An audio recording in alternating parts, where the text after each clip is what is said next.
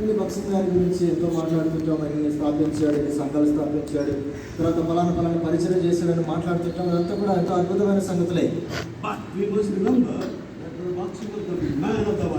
అయితే మనం జ్ఞాపకం ఉంచుకోవాల్సినటువంటి సంగతి, అసలు భక్సింగ్ గారు ఆయన బైబిల్ని అనుసరించినటువంటి వ్యక్తి.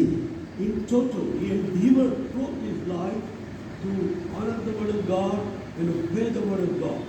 ఆయన తన జీవితకాలం అంతా కూడా దేవుని యొక్క వాక్యాన్ని ఆయన విధేయత చూపించిన వాడు, గణపరిచినటువంటి వాడు.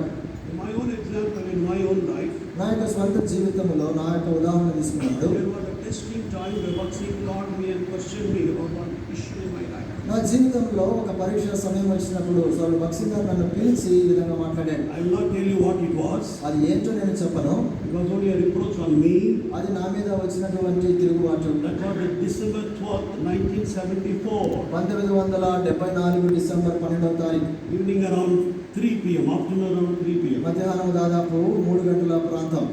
All elders were there. Bhaksing also was there. అక్కడ ఆ పెద్దలందరూ కూడా ఉన్నారు. స్వామి భక్సింగ్ గారు కూడా అక్కడ ఉన్నారు.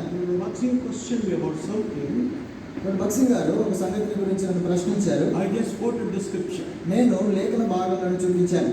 And Bhaksing said, అప్పుడు భక్సింగ్ గారు అన్నారు, let us forget all the past. Let us kneel down and pray. గతమంతటిని మర్చిపోదాము, మోకరించి ప్రార్థన చేస్తామన్నాడు. And he asked me whether I was willing to go to Rajampet for the year-ending ministry. సంవత్సరాంతపు పరిచయ కొరకై రాజంపేటకు వెళ్ళడానికి నీకు ఇష్టమా అని సోదరుడు అడిగాడు. Somebody has complained something, so he wanted to clarify before he sends me to Rajampet for the year-ending ministry. He wants clarification of my life.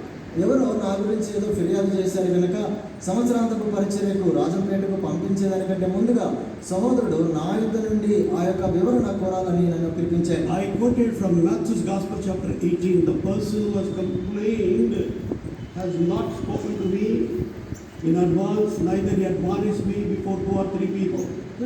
నా మీద ఫిర్యాదు చేసినటువంటి వ్యక్తి నాతో మాట్లాడకుండా ఉన్నాడు. తర్వాత 2